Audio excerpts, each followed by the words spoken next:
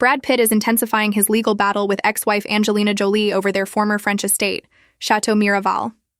In new court documents filed in Los Angeles Superior Court on October 29th, the actor's legal team submitted a 286-page package of evidence that includes both redacted and unredacted emails between Jolie and her attorneys, some dating back to 2008. Pitt's lawyers argue that these messages support his claim that Jolie acted in bad faith when she sold her share of the winery to Stoli Group's Tenuta del Mondo in 2021. The move signals Pitt's determination to make private communications part of the record as the high-stakes dispute enters a crucial phase. His team maintains that Jolie's decision to sell violated a prior understanding that neither party would dispose of their ownership without offering the other the chance to buy. They also claim Jolie's sale deliberately harmed the business and Pitt's reputation. Jolie's representatives have countered that she was forced to sell after Pitt demanded she sign a sweeping non-disclosure agreement that would have barred her from discussing their relationship publicly. She described the condition as silencing and said she had no choice but to seek an outside buyer. Her attorneys insist all documents were provided under court order and that Pitt's latest motion is an attempt to relitigate personal issues through publicity. Chateau Miraval, purchased by the couple in 2008, became one of the most profitable celebrity wine brands and the site of their 2014 wedding. After their 2016 separation, the property turned into a flashpoint in the drawn-out divorce, mixing emotional and financial stakes. The upcoming hearing will determine whether the newly submitted emails can be admitted as evidence and how much of them may become public. For now, Pitt's team is framing the disclosure as a matter of transparency, while Jolie's camp calls it a violation of privacy. The filings hint at years of tension over control, communication, and trust within one of Hollywood's most watched breakups. As both sides prepare for court, the focus has shifted from the vineyard's value to the question of credibility. Whose version of events will stand once the private correspondence is examined? 3 years into their contentious legal dispute over Chateau Miraval, the French estate where they married in 2014, Pitt's team has doubled down on one of the most controversial strategies yet, releasing Jolie's personal emails. As the December 17th hearing approaches, the question hanging over the case is no longer simply about ownership or breach of contract. It is about boundaries, about when the pursuit of justice turns into an act of intrusion. For a man who built his career on controlled performances, Pitt's recent filings have the air of someone determined to unmask the other side, no matter how intimate the details.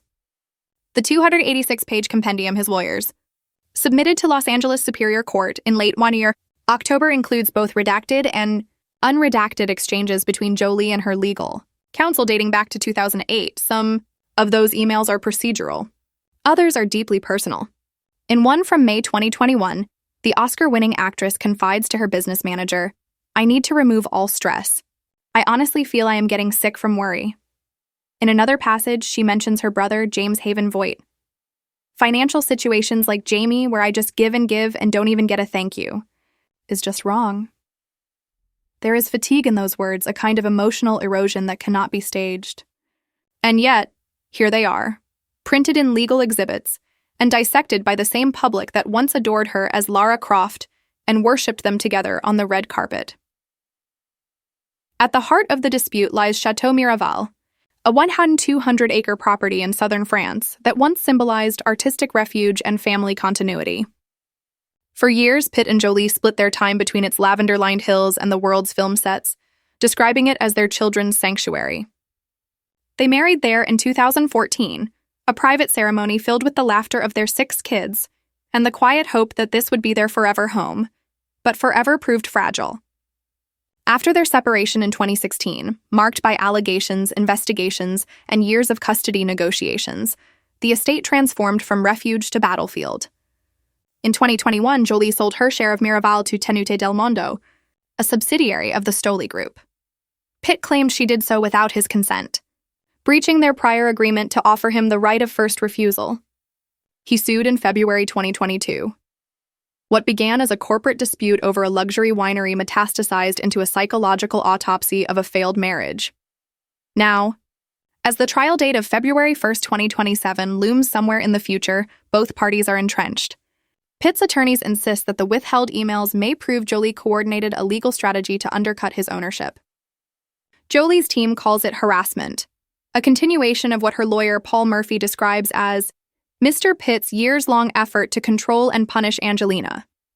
The legalese is dense: compendiums, privilege claims, and arguments about whether communications involving non-attorney advisors should remain confidential. Yet beneath the procedural language lies something raw: the unspoken ache of two people who can no longer separate their love story from their litigation. Hollywood thrives on transparency disguised as mystery. Every red carpet smile is rehearsed vulnerability. Every headline about heartbreak is also a performance. What makes the Pitt-Jolie saga unnerving is its authenticity. The emails, however redacted, are not press statements. They are confessions of exhaustion, typed late at night by a woman who once represented ideal strength. When Jolie wrote that she felt sick from worry, she was not addressing the tabloids. She was addressing her inner circle, her team, her brother. The stress was financial, emotional, maternal, all intertwined. That single message captures what fame often conceals: the weight of perpetual caretaking.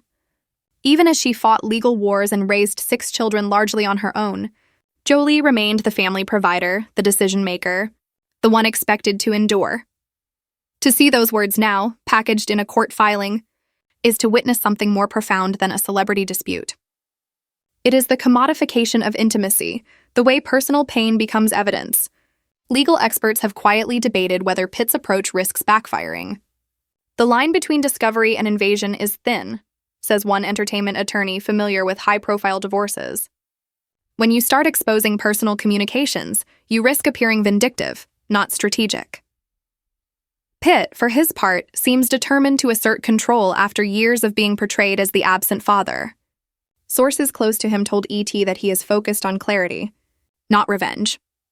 But clarity, like love, is subjective, and in the glare of Hollywood's relentless spotlight, even truth becomes performative. For Jolie, Miraval was more than an asset. It was a diary carved into stone. In her own filing, she described it as the focal point of our family life, the place where she married Brad and brought their newborn twins, Knox and Vivian, home from the hospital. That she now refuses to return there speaks volumes. "The children and I have never set foot back on that estate," she said in one declaration. "It's connected to painful events that led to our divorce. Pain has geography. For some, it is a memory. For others, a physical location. Miraval, with its rose gold walls and endless vineyards, has become both, a place haunted by what might have been. There is something almost literary about it. The castle that witnessed vows of eternal love now serves as a courtroom exhibit. The land that once symbolized abundance now embodies loss. If a novel carried that plot, critics might dismiss it as melodrama. But for Jolie and Pitt, it is simply life unfolding in cruel symmetry. While lawyers trade motions, their personal lives have diverged sharply. Pitt, 61, has found renewed companionship with jewelry designer Inez de Ramon. Sources describe them as living together quietly, building a shared space far removed from Hollywood's noise. Friends say she has helped him rediscover joy. She makes him laugh again, one insider told People, and perhaps given him the stability he lacked during years of turmoil. Jolie, 50 meanwhile, continues to channel her energy into humanitarian work and film. She has spoken candidly about the emotional cost of her divorce, calling it extremely painful and traumatic. In legal documents, she even requested $33,000 in attorney fees, a modest figure by celebrity standards, but symbolic of the strain. "It was a very difficult time," she noted. "I needed to remove all stress." Those words, echoed from her email, reveal how deeply intertwined her emotional and financial worlds have become. The woman who once navigated war zones as a UN Goodwill ambassador now finds her most enduring conflict playing out in courtrooms, where love letters have become exhibits and memories are cross-examined. What fascinates the public about Jolie and Pitt is not simply their fame, but their duality. They represent the eternal tension between myth and humanity. Together, they were cinematic perfection, she the enigmatic humanitarian, he the golden American ideal. Apart, they have become case studies in vulnerability and reputation management.